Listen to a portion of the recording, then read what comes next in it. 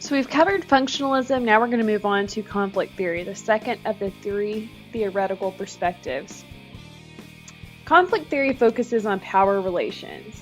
And understanding conflict theory is easier when you understand functionalism because the assumptions behind the two perspectives are the reverse of each other. So conflict theory is going to be the opposite of functionalism. Functionalism emphasizes the contributions and the function of each part of society and sees society as a body that's kind of working together. And conflict theory sees it as parts of society are actually in conflict with one another, not working together. Functionalism sees a basic agreement on values within a society, and this leads them to emphasize the ways in which people cooperate to reach common goals. The conflict perspective, in contrast, focuses on the disagreements among groups in society or between societies. It emphasizes conflict, competition, change, and constraint within a society. It's the 3 C's: conflict, competition, change, and constraint. Again, it's about power relations. Who has the power?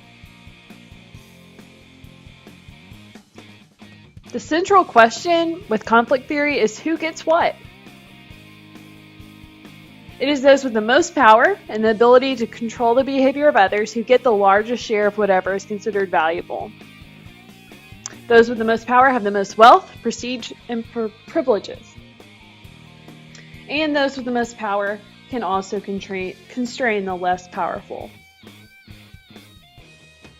And constrain just means have control over.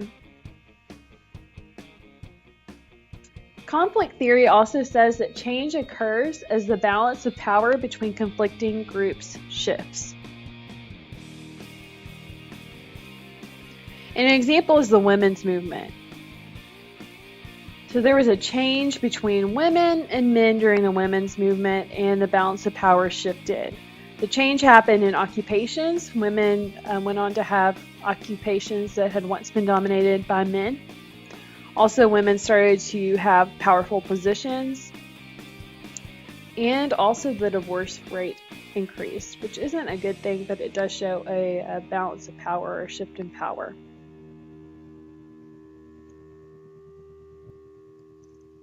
So you may be asking yourself, which is better, functionalism or the conflict theory? And the answer is neither. There's no better perspective. Each perspective highlights certain areas of social life.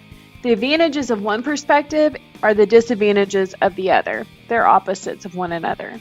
Functionalism explains much of the consensus, stability, and cooperation within a society. The conflict perspective explains much of the constraint, conflict, and change we see in society.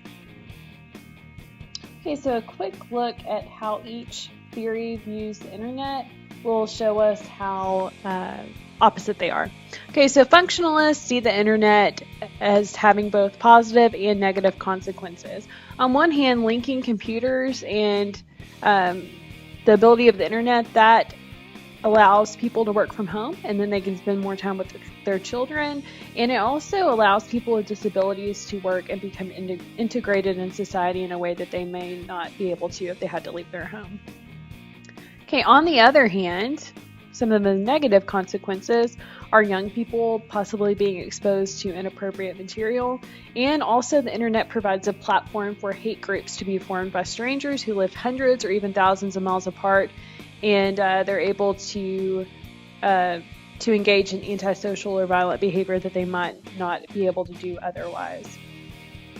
So conflict theorists would agree with functionalists that the internet is changing American society and helping speed the development of new technologies. They would be more likely, however, to focus on the negative consequences, what functionalists would consider dysfunctions. Whereas a functionalist might choose to focus on how computer links give workers more flexibility, a conflict theorist might focus on how high-speed broadband connections make it possible for American companies to lay off service workers and move their jobs to other countries where their wages are lower and outsource. Throughout the semester, we will be looking at both functionalism and the conflict perspective, as well as the perspective discussed next, symbolic interactionism.